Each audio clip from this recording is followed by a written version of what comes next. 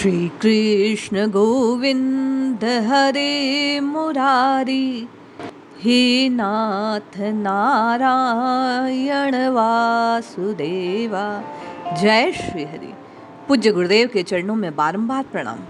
कल कार्तिक मास के जो महात्म्य कथा है उसके तृतीय अध्याय में आपने और मैंने श्री हरि के नाम के कीर्तन की महिमा को श्रवण किया कि किस प्रकार देवताओं द्वारा कीर्तन किए जाने पर भगवान प्रसन्न होते हैं और शंखासुर के वध के लिए वे मानते हैं, कैसे उन्हें वरदान प्रदान करते हैं, देवताओं को उनके समस्त कष्टों का हरण करने का आश्वासन देते हैं।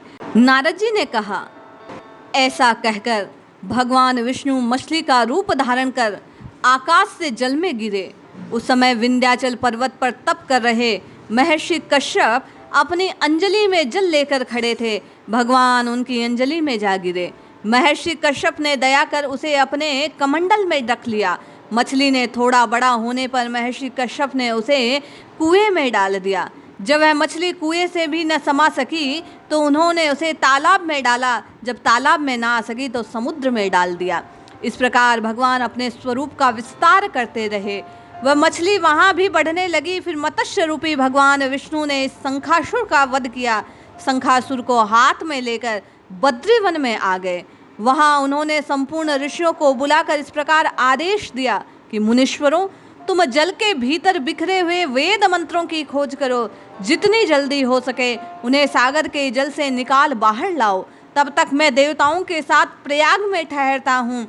तब उन तपोबल संपन्न महर्षियों ने यज्ञ और बीज सहित संपूर्ण वेद मंत्रों का उद्धार किया। उनमें से जितने मंत्र जिस ऋषि ने उपलब्ध किए वही उन बीज मंत्रों का उस दिन से ऋषि माना गया। तदनंतर सब ऋषि एकत्र होकर प्रयाग में गए। वहां उन्होंने ब्रह्मा जी सहित भगवान विष्णु को उपलब्ध हुए सभी वेद मंत्र समर्पित कर दिए।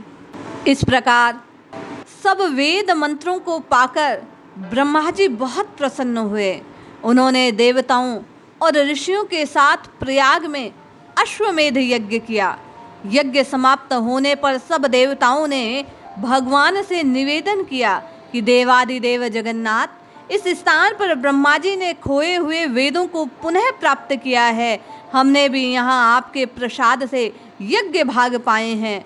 अतः यह स्थान पृथ्वी पर सबसे श्रेष्ठ पुण्य की वृद्धि करने वाला, भोग और मोक्ष प्रदान करने वाला हो।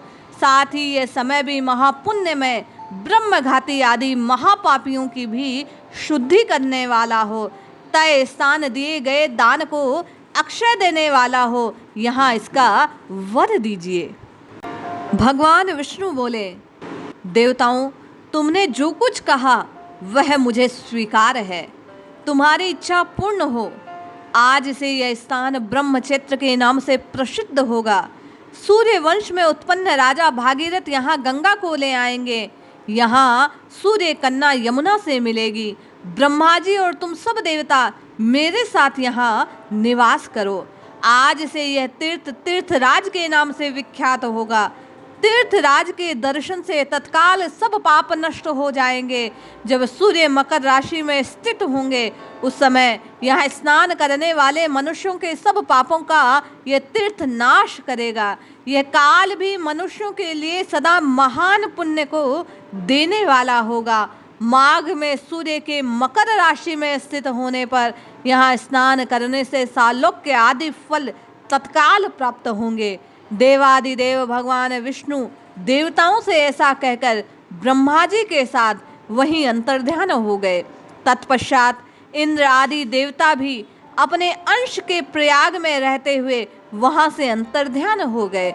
जो मनुष्य कार्तिक में तुलसी जी के जड़ के समीप श्रीहरि का पूजन करता है वह इस लोक में संपूर्ण भोगों का उपभोग कर अंत में वैकुंठ को प्राप्त होता है। इस प्रकार समस्त पापों का अंत करने वाला ये अध्याय श्री कृष्ण द्वारा सत्यभामा जी को बतलाया गया।